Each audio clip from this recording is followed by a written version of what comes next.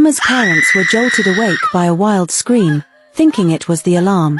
But as they listened, an uproar of voices erupted outside. They rushed to the door, seeing people fleeing in panic. Amma's mother dashed to her daughter's room, but it was empty. With a terrified cry, she joined the crowd, her husband beside her, both frantically searching for Amma. Amma's mother spotted her daughter in Kofi's arms, unconscious and limp.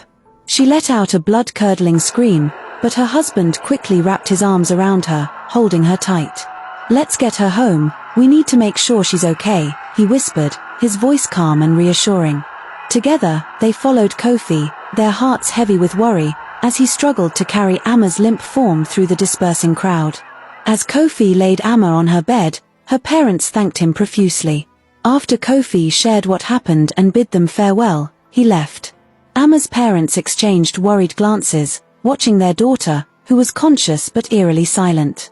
Amma's father turned to his wife, who had laid down beside Amma on the bed, and said, "Go see Pastor Richard, ask him to come pray for our daughter. I'll stay with Amma." With a nod, she got up and headed out to find Pastor Richard. Pastor Richard, a dynamic young man in his early 30s, left the city to serve in a rural village. Known for his powerful prayers, people believed God listened intently when he spoke. As a single man, he drew inspiration from the Apostle Paul, dedicating himself fully to his ministry and eschewing thoughts of marriage to focus on spreading the word. Pastor Richard listened intently as Amma's mother recounted the incident, his expression filled with concern. "Is she okay?" he asked gently. Amma's mother shook her head, tears welling up in her eyes. "No, she isn't." Pastor Richard nodded, took a moment to pray for Amma, and agreed to follow her mother home. As they arrived, Pastor Richard's eyes met Amma's for the first time. She lay quietly on her bed, her beauty captivating him. He felt an instant connection, and his heart skipped a beat.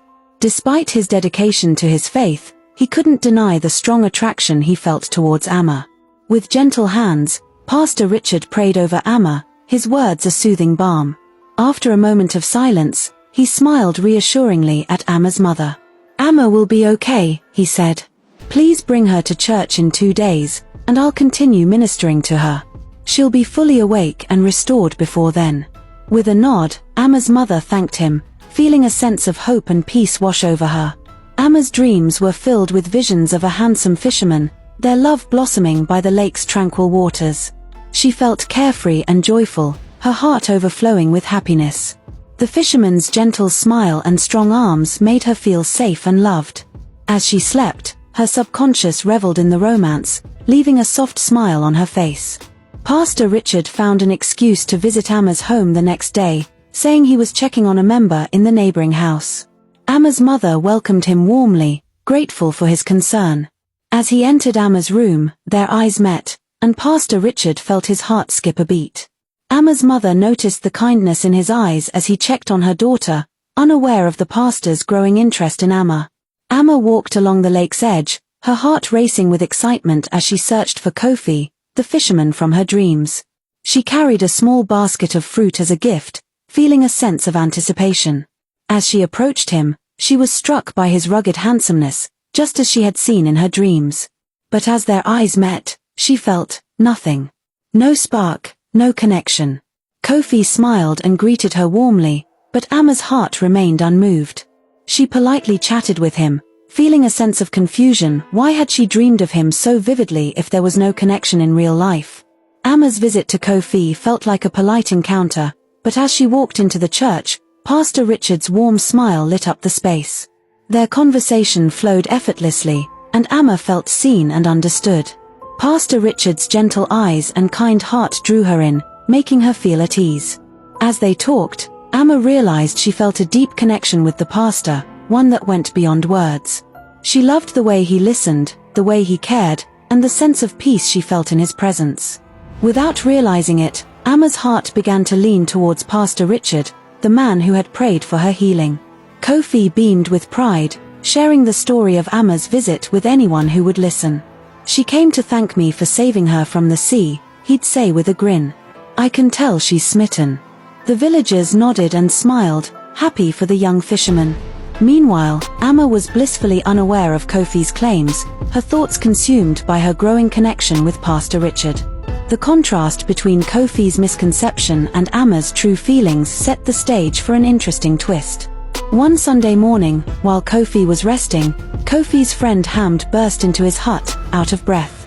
"Kofi, I just saw Amma with Pastor Richard at church," he said, a hint of amusement in his voice.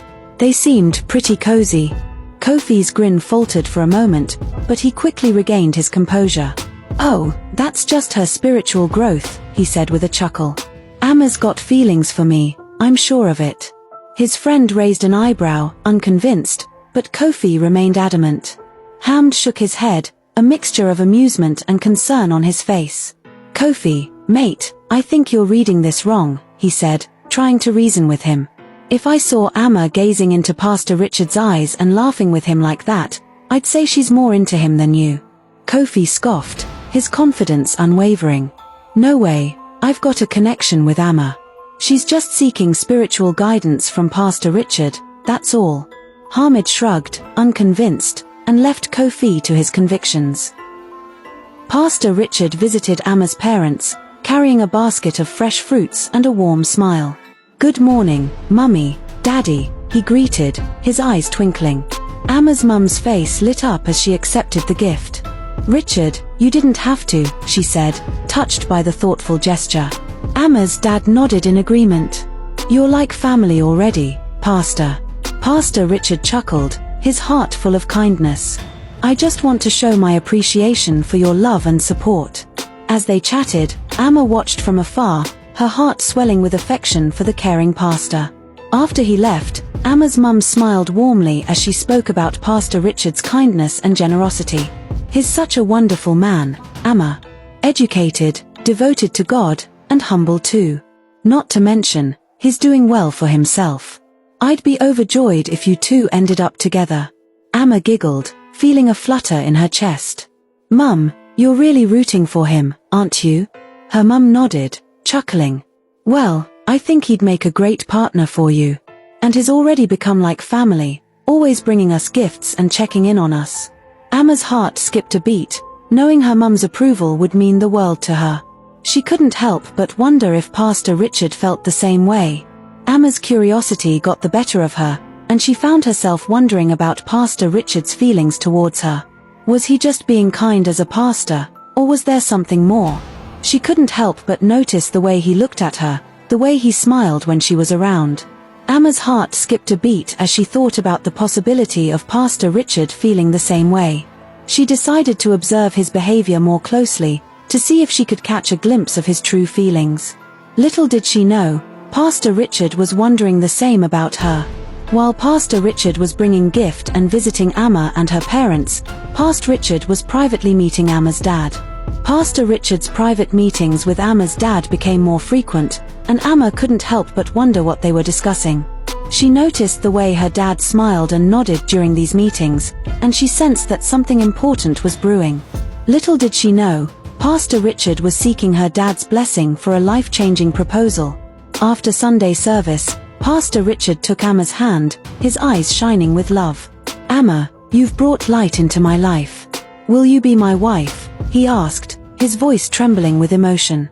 Amma's face lit up as she nodded, tears of joy streaming down her face. The church erupted in cheers and applause as members shouted, "Praise the Lord," and "Congratulations." Pastor Richard slid the ring onto Amma's finger, and they shared a tender hug, basking in the joy and celebration of their loved ones. As the news spread, some villagers couldn't help but gossip and speculate. "Amma's getting married to Pastor Richard. What about Kofi?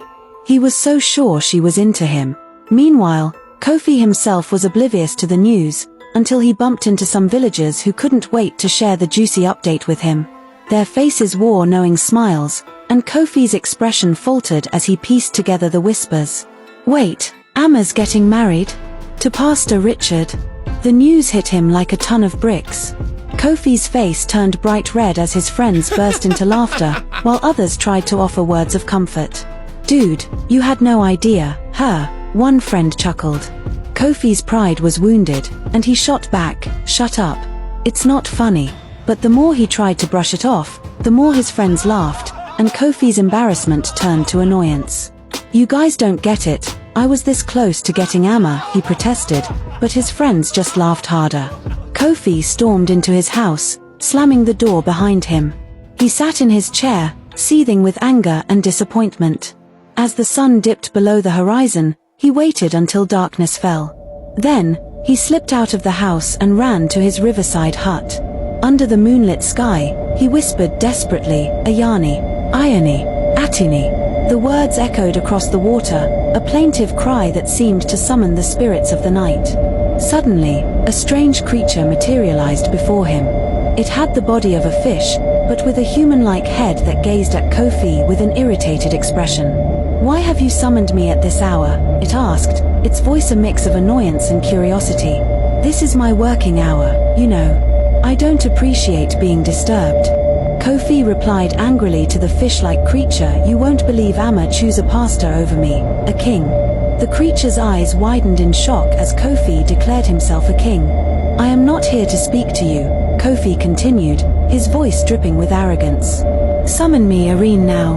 The creature looked bewildered, unsure how to respond to Kofi's royal demands. After a moment of stunned silence, it nodded its fish-like head and replied, "Okay, I will." With a flick of its fin, the creature vanished. As Kofi's words faded into the night, a vision of loveliness emerged from the river's depths. Irene, the mermaid, materialized before him, her sky-blue tail glimmering in the moonlight. Her dark eyes sparkled with mystery, and her hair transformed before Kofi's very eyes. One moment, it cascaded down her back in loose waves. The next, it was styled in tight braids adorned with seashells, and then, it morphed into a wild tangle of curls.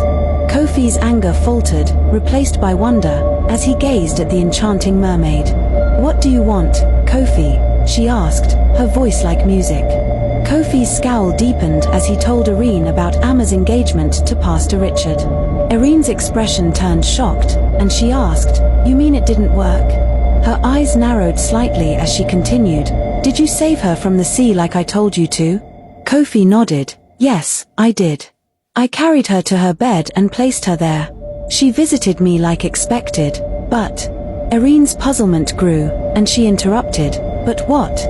What exactly did you do after saving her?" Her voice was laced with a mix of curiosity and concern, and Kofi's anger began to give way to confusion.